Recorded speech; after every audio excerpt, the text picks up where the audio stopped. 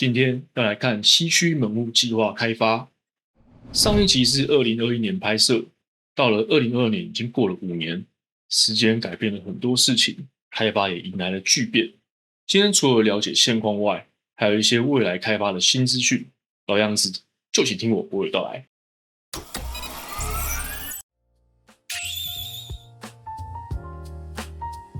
这是由东到西逐步介绍。第一个来到的位置是台北市议会旧址都更，地点位于中山南路与忠孝西路口，在它的对面就是监察院。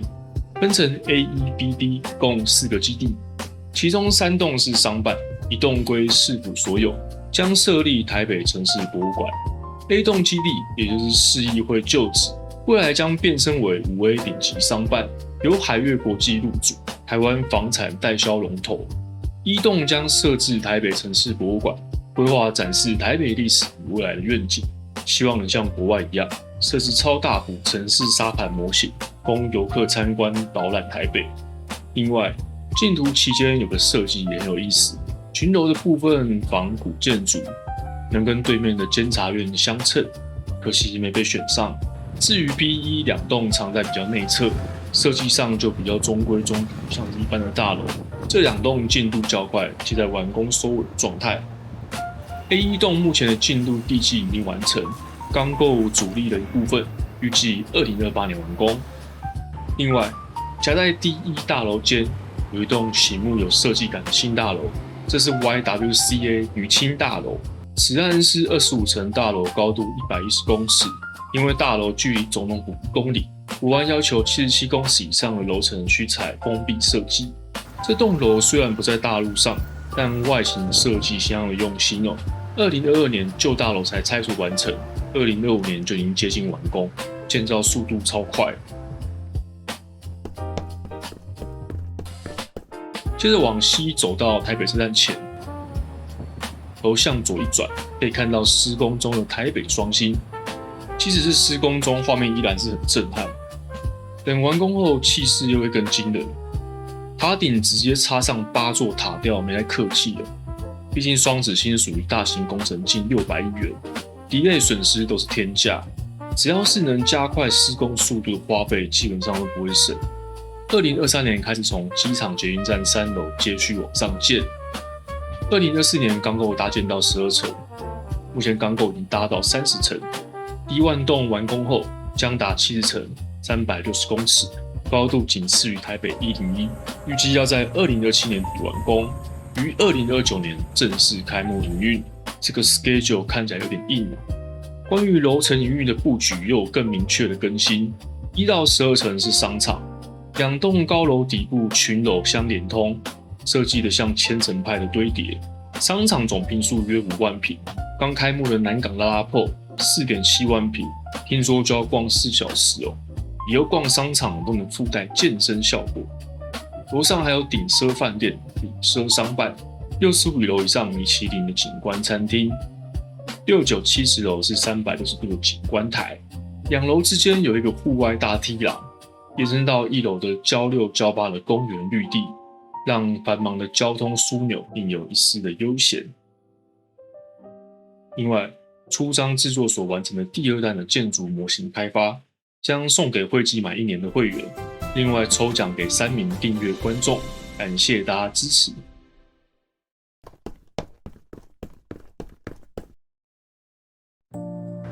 接着往北走，穿过北车走上天桥，金站广场对面是全新完工的皇翔台北广场。这原来是台企北站，整栋楼看起来像是一般的高级办公楼。But 它的北边却长出一个有意思的东西，红砖仿古建筑，怎么会有这么奇怪的景象？因为这里原来是烟草工厂仓库，为了兼顾保留古迹，将古迹拆除重组，达成新开发与历史保存并重的目标。使用了当年的图纸，木构工艺重建，完成后新旧对立，既冲突又有趣。这个红砖建筑风格甚至演变到外部的捷运入口，红砖基座搭配上方的钢构玻璃，微英伦风真的是很好看哦。原来的入口长什么样子？就是这种经典老派大理石，但是没比较没有伤害。共有4座捷运路口被改造，最远的路口在太原广场上，距离100公尺远。这种爱屋及乌的作为，真是希望越多越好，能加速提升市容。2025年第2季，台北顶级商办租赁市况，皇翔台北广场以月租金115万拿下最贵办公室冠军，超车信义区了。看来附近租金行情也因为台北双星即将到来而逐步高涨。不过这个招牌好像是用文字艺术师做出来的，质感瞬间垮掉。接着沿着市民大道往西走，往重庆北路右拐，可以看到一片旧民宅已经被拆除都更。这边基地是国王双子星都更建案。这个建物设计的很有意思，大楼外部有显眼的网状陶瓷结构装饰，极度创新大胆，上面吊的蜘蛛人也不违和哦。这个装饰结构是由250块人造石组立而成，由幼鸿贸易和国土建设团队与西班牙宝瓷染合作，于西班牙制造旅行后来台组装。国王双子星是由富益实业与国土建设共同推出的住宅建案，特别邀请到西班牙 ON-A 建筑团队参与设计。对于用心投资建筑外形设计的业主，一定要给个大拇指。ON-A 的设计很超前，他们致力于打造无限制框架的未来建筑，深度考量气候、节能、生物的交互作用，看起来就像是跨星球的建筑设计。他们在沙烏地阿拉伯的水塔改造计划很有意思哦，他们把无聊的水塔改造成水珠滴落反弹的造型，与功能极度贴合的创意。继续往西走，在延平北路口可以看到刚完成的兴隆101建案。这个基地原来是彰化银行的旧址和一些老民房，重建的时候保留彰化银行的建筑，于是可以看到新大楼像个旧彰化银行。本来以为是直接保留旧银行补强结构，不过这栋楼高19层，荷重要怎么搞？后来查了一下，原来是拆除后还原重建，真是大手笔。再往西，跨过市民大道，是铁道部台北工厂的古迹修复工程。这个建筑是铁路车辆修理保养工厂，修复工程已经快完工，之后应该会并入一旁的铁道博物馆园区。不过它北侧的墙怎么是用水油漆？前后的画风不对啊！接着再往西跨过塔城街，这里是车站特定专用区，E1、E2公办都更，于2022年签约，由冠德建设、蓝天电脑、华泰联盟组成大稻埕股份有限公司拿下标案，规划北侧新建28层、29层商业办公大楼及10层商业住宅大楼，低楼层将设置商场。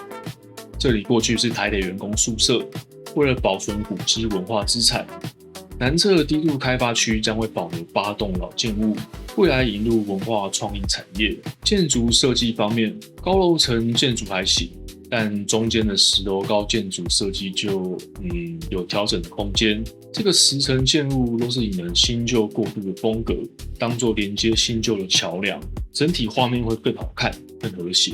像是红砖瓦房的建筑风格就很适合大稻埕的基调。目前进度正在处理文资建物工程，预计要到2022年6月才能整理完成。新建物预计要到2030年完工。再往南跨过忠孝西路是西宁国宅的都更案，这栋国宅有着台湾老国宅的所有毛病，建筑老旧、海砂屋、耐震度不足，以及诡异的风水问题，动线、光线布阵奇特，让人看不懂。灵异事件频传，也被称为猛鬼大楼。市府已经发包拆除重建，成为福兴社会住宅2区，预计2022年启动拆除。未来约有1000户的社宅，楼下将有市场、长照社福机构等设施。此案最大的特色就是设了一座天桥，从3楼直接跨过忠孝桥到玉泉公园。台湾的公共工程真是灵活弹性又有趣了。最后往东走，跨过中华路，台北北门后方的古迹建筑是台北邮局。中华邮政配合西区门户计划都更，谈了8年，终于在2025年正式启动公办都更，将打造中华邮政塔。公办都更金额约280亿元，中华邮政及 F4共同出资打造新办公室，活化资产，将融合前栋古迹，打造一栋全新的47层高楼，成为国家创新及金融中心。建筑设计由扎哈·哈蒂建筑事务所、西首李祖原联合建筑师事务所共同打造。曲线女王扎哈·哈蒂也是淡江大桥的设计者，以台湾兰花作为灵感来源。高楼顶部分成3个层次，阶梯排列，比起直筒式的建筑，质感优雅度大幅提升。中庭天棚设计看起来蛮 fancy 的，但实际要怎么达成，就要靠结构工程师的功力。此案预计在2032年完工。最后，走完一轮后，可以发现西区门户计划的建筑基调，或是采新旧合璧交融的设计主轴。建筑呈现台北的过去、现在与未来，旧建筑的记忆唤醒我们从何而来，也让外地游客更能理解台湾的文化。新建筑则是引领我们走向新世界的未来，台北继续大步向前。OK， 本期影片就到这边，记得参加抽奖，我们下次见 ，See you。